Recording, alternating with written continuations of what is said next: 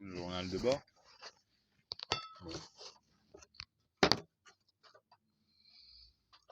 Ce week-end que j'ai passé avec Audrey et Tiléandre, sur place, j'ai vraiment eu la bonne impression. C'est quand je disais être dans l'œil du cyclone. Le rêve. Ça faisait 2 jours avec mon fils et la mère que j'aime.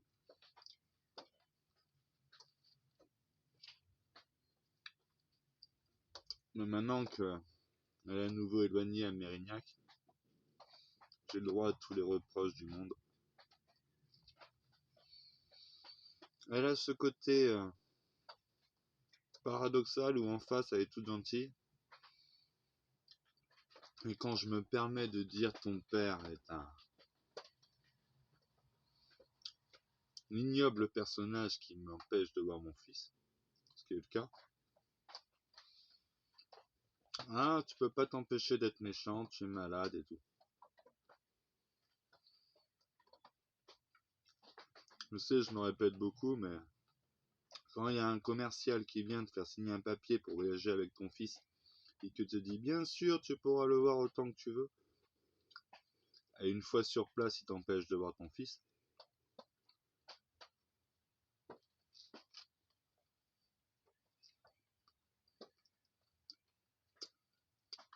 comment voulez-vous qu'on appelle ce genre de personnage? Ah, il veut me protéger de toi. Déjà, ça serait bien qu'il pense à la protéger d'elle-même.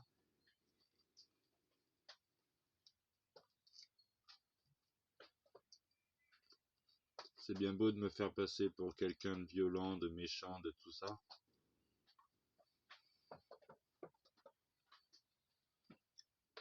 Mais elle, qu'est-ce qu'elle est?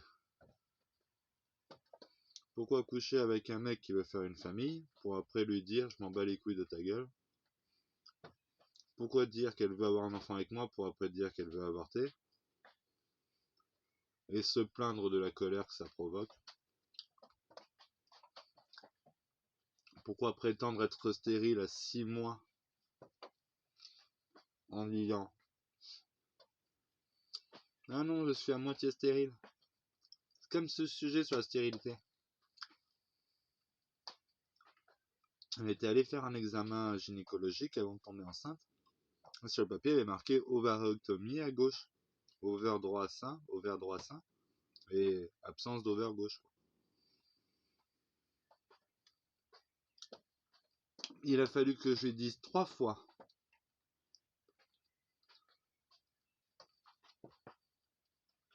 pour que ça rentre dans sa tête. Il a fallu que je lui dise moi. Ah, c'est sûrement pour ça que t'as moins de sang dans tes règles depuis ton accident. Et maintenant, 6 mois plus tard, 1 an plus tard, moins plus 1 an plus tard, elle me dit ah, j'avais la bonne intuition, j'avais moins de sang, tout ça.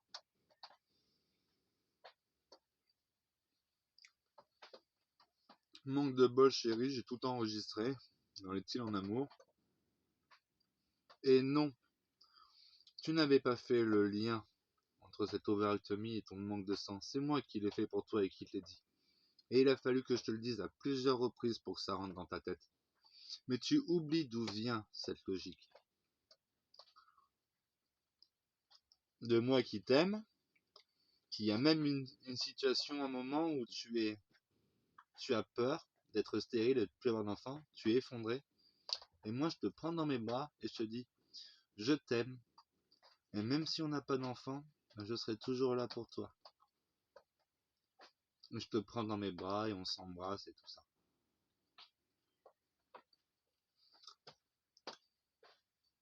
Et non, c'est pas possible d'être à moitié stérile. On est stérile ou on ne l'est pas.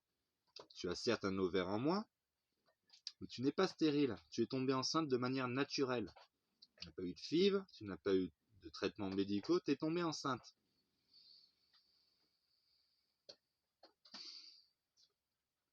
Ça nous a pris 5 mois pour essayer, et c'est réussi.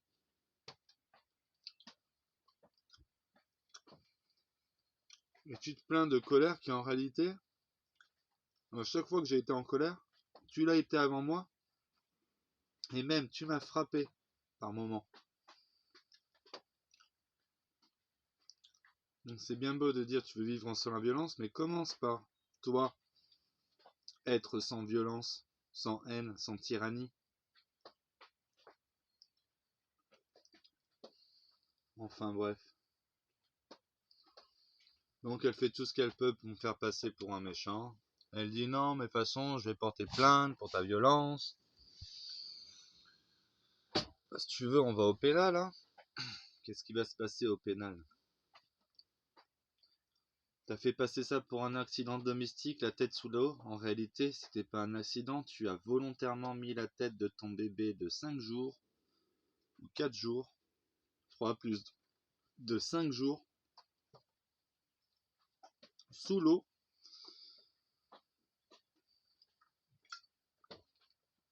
à 3 reprises, parce que quand t'as vu qu'il s'étouffait, t'as cru qu'il rigolait. T'as dit, oh ça lui plaît, je recommence. Et à un moment, il y a la scène où je sors le de l'eau, tu l'as dans tes bras, il a plus d'énergie, il a plus de patates, il crie plus comme d'habitude.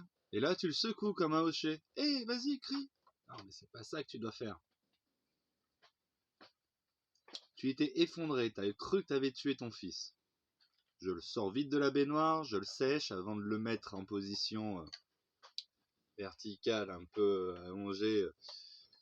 Je lui mets la tête vers le bas, la main sur ses poumons, je provoque 3 toussées,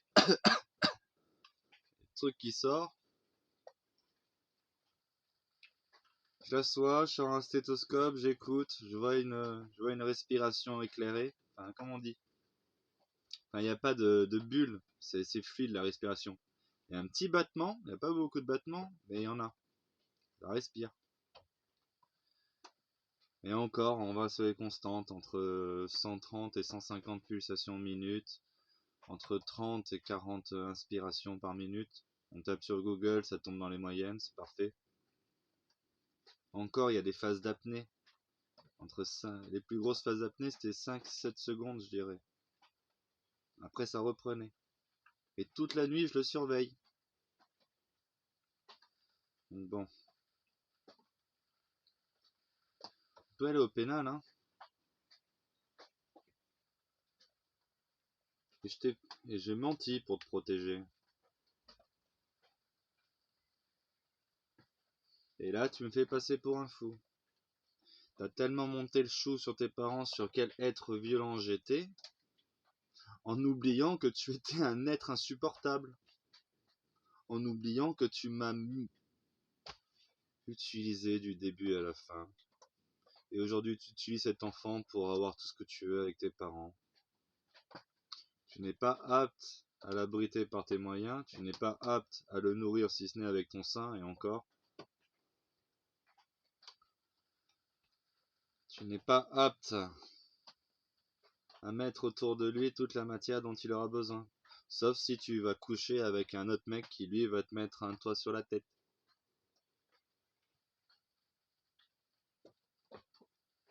Et là, tu dépenses ton précieux argent, quoi, pour t'acheter des casques Sony et pour t'acheter des trucs pour ton bien-être.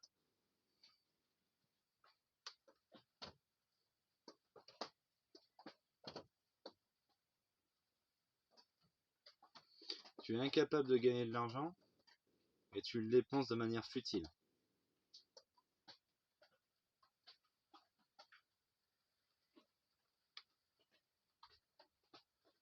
Et je suis quelqu'un de méchant.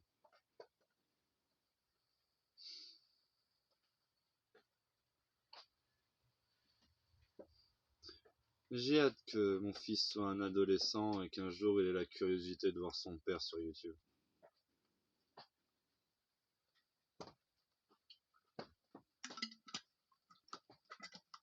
Qu'est-ce qu'il a fait, mon papa? Eh ben, ton papa, il est allé vivre dans une caravane pour être proche de toi. Ton papa, il attendait qu'une chose, le feu vert de la justice pour qu'il puisse te prendre, t'amener dans un toit temporairement, le temps de prendre des billets d'avion et te ramener au Fénois. Pour que je puisse avancer dans ma vie avec mon fils. Et la femme de ma vie, hein, si elle souhaitait participer au voyage. Et que j'ai pas voulu y aller seul sans toi. Parce qu'aujourd'hui, ton papa, si c'était un papa qui s'en battait les couilles de toi et d'elle, je crois que je serais ici.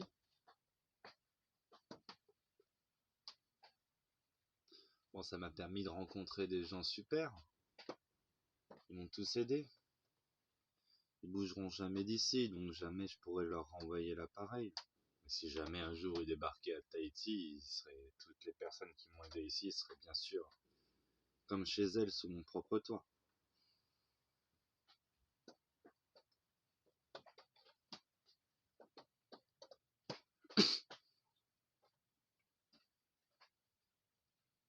Et à ton avis, mon garçon, si je vendais cette maison, que j'allais m'installer à Tahiti, que je faisais de la rente locative, que je me mettais un petit coin de paradis à côté d'une rivière, que je me faisais mon fa'apou, c'est un potager un fa'apou.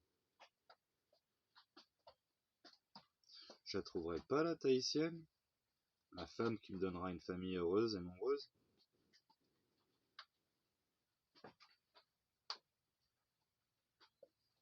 Non, je suis là, j'ai compris de mes erreurs. Il faut être calme, exemplaire pour avoir un enfant. Mais je compte bien être cet homme-là.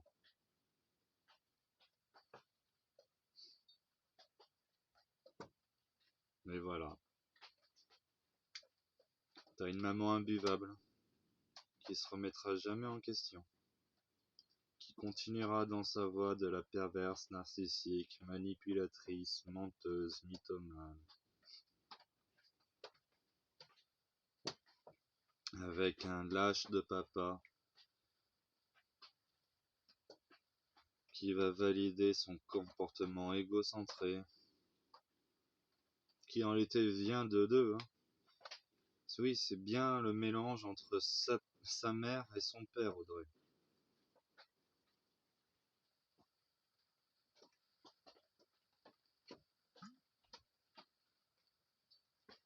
Tous vaccinés.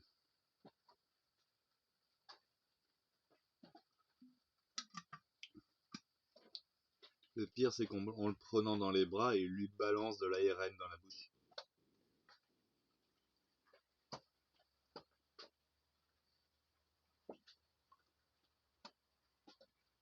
Si jamais un jour ça pète, laisse tomber la galère pour te retrouver dans une France en guerre civile et te mettre à l'abri.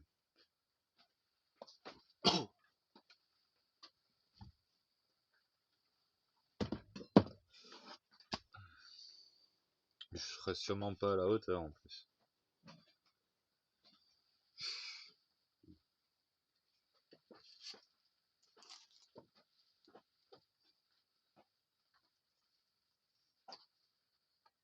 Bon, j'avoue, j'ai pas réussi à arrêter de fumer les cigarettes pour toi, mon garçon. Bon, moi, j'ai arrêté de fumer du cannabis.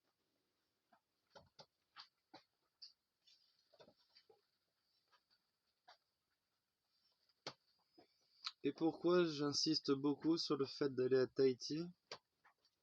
Parce que s'il m'arrivait quoi que ce soit, avec zéro, tu peux récupérer tout le patrimoine que j'aurais constitué pour toi. En France, si j'achète une maison à 300 000 euros, tu vas devoir débourser 60 000 euros pour pouvoir l'avoir. Et comme tu les auras pas, et que ta mère les aura pas, eh ben elle vendra et elle dilapidera l'argent de la vente. Et tu te retrouveras cul nu.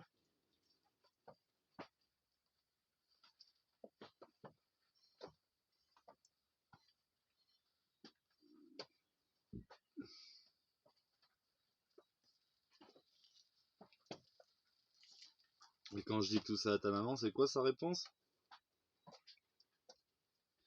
Ah, mais on n'y est pas encore, d'ici là tout va s'effondrer. De toute façon, c'est des problèmes de riches. Non, c'est les intérêts de ton fils. Et t'es en train de niquer son potentiel au long terme, avec tes choix irraisonnés. Et n'importe qui comprend, quoi. Sauf toi. Parce que madame la haut potentiel croit avoir toujours raison. Et que par principe, si je dis un truc, faut dire l'opposé, quoi.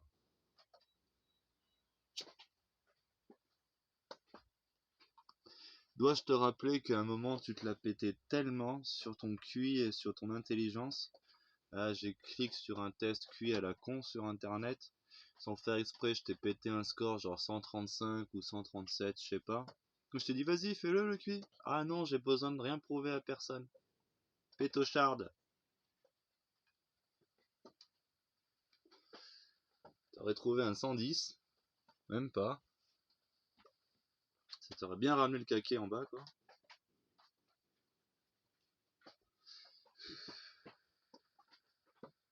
Premier truc qu'elle m'a dit au téléphone, la première conversation.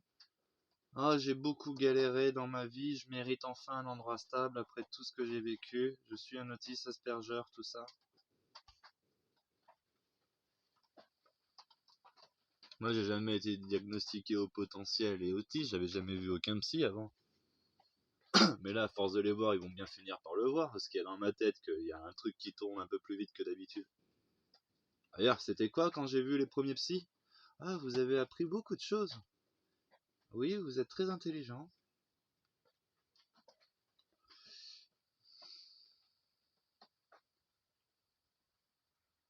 Et vous devez réussir à vous canaliser pour le bien de votre enfant, etc. Et j'ai compris tout ça. Je me suis même plié au pas pour le bien de mon fils. Et après avoir fait ce processus, j'entends quoi en boucle? Oui, mais tu n'as pas entrepris le suivi thérapeutique. Putain! Depuis le début, je l'entreprends ce suivi. J'ai accepté toutes les propositions qui m'ont été faites pour prouver ma bonne foi à tout le monde.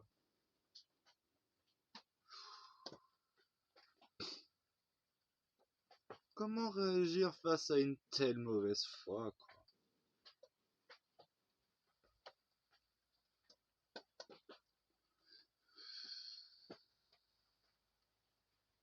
À un moment, notre enfant était placé, il y avait ton père à côté, t'es arrivé hystérique à crier, t'étais là à dire des trucs sans sens, j'essaye de te raisonner, et là ton père il me dit quoi? Non mais là ça sert à rien de la raisonner, elle est irraisonnable, elle est dans son délire.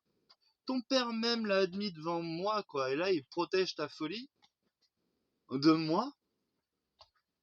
Mais vous êtes malade dans cette famille, quoi.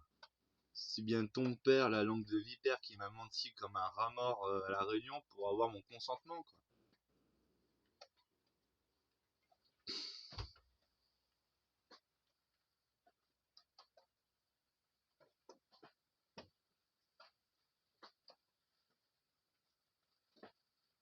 Et moi, on dit que j'ai insulté ton père parce qu'il me la met à l'envers. Je lui dis, mais tu m'as menti. Oh, arrête de m'insulter, sors de chez moi.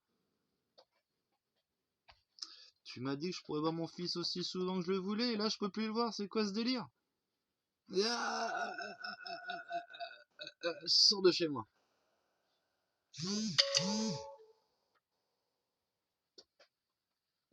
Regarde, Till, ma question est simple. J'ai pas lu la suite du truc, mais sûrement. Vas-tu voir un psy? Vas-tu entreprendre un suivi thérapeutique? Oui, je l'ai déjà fait. Et j'ai un rendez-vous là. Ils avaient pas avant le 7 leur rendez-vous. Oui.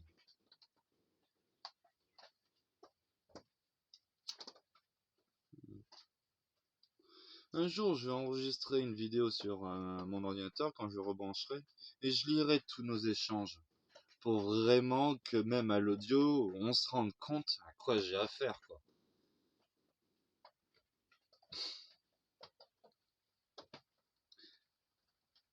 Là, mon petit mime des visages, des expressions, des paroles de personnes qui n'ont aucune morale, aucun honneur, qui mentent comme ils respirent, qui s'enferment dans une bulle mentale faisant semblant qu'ils vont bien.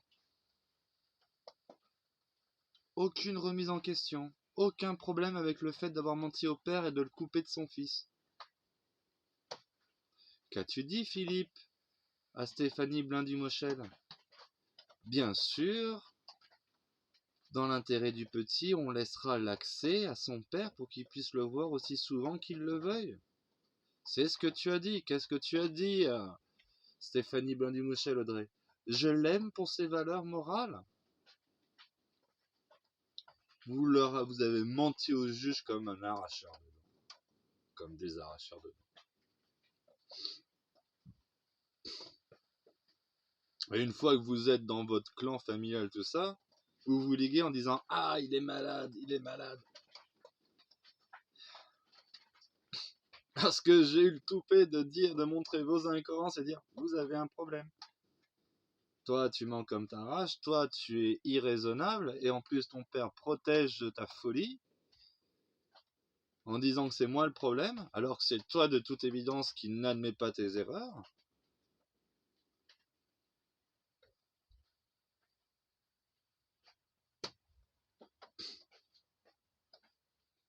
Et oui, je peux en prendre qu'à moi-même. J'ai choisi une folle pour avoir mon enfant. Enfin, je l'ai pas choisie.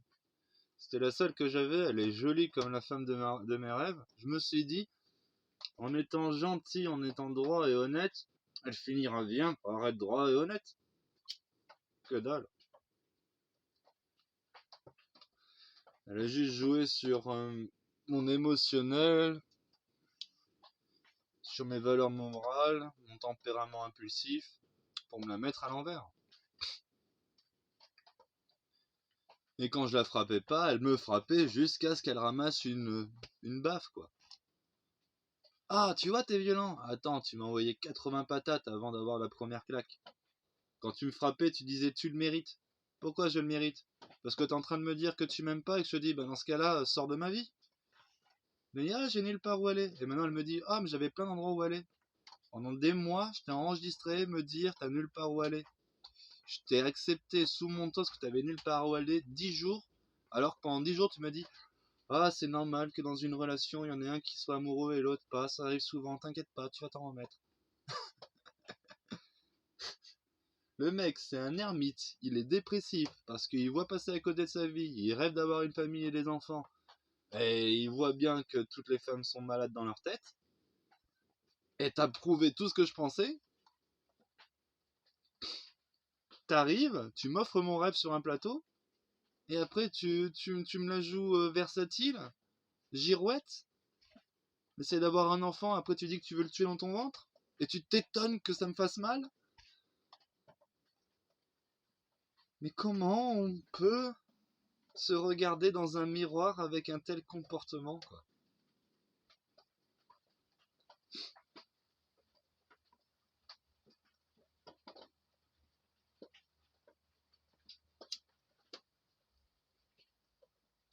Et heureusement que j'ai cette chaîne YouTube parce que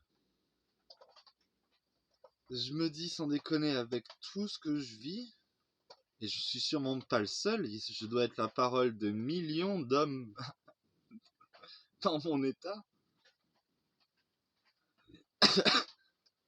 Mais il faut bien qu'un jour l'humanité ouvre les yeux sur ces problèmes relationnels que ces femmes lobotomisées font vivre à nous, les hommes. Après, une fois qu'elles ont l'enfant, qu'elles ont voulu avorter, tuer, en traitant de monstre dans son ventre, et qu'elles voient toute une famille qui les soutient, qui sont même prêts peut-être à lui lâcher 100 000 balles pour avoir sa maison à elle, tout ça, elle utilise ce gamin pour arriver à ses fins.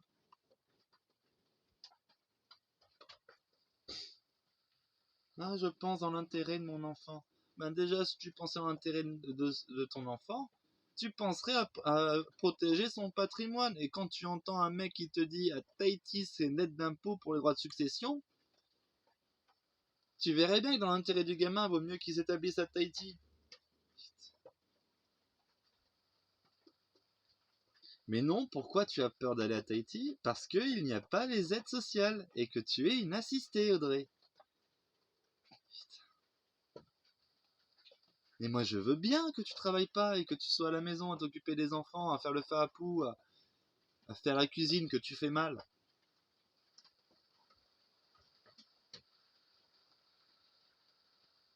Mais si t'es pas prête à aller travailler pour ta famille, accepte au moins ton rôle de mère au foyer et casse pas les couilles.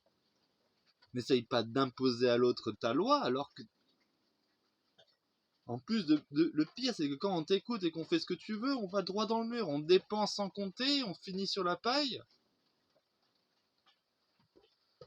Au lieu de rénover un bateau avec l'argent que j'ai eu d'un héritage, on l'a dépensé en huile essentielle, quoi. En balade en moto.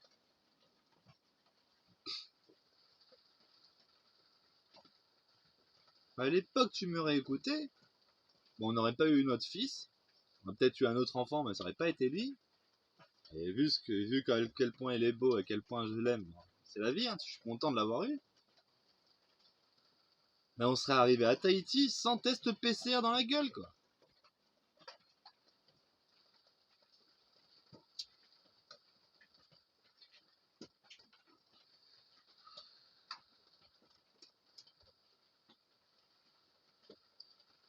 Enfin bref. Je crois qu'il n'y a qu'une femme au monde où tu lui proposes Tahiti ou Mérignac. Elle choisit Mérignac, quoi, s'il te plaît. Mérignac. Enfin bref.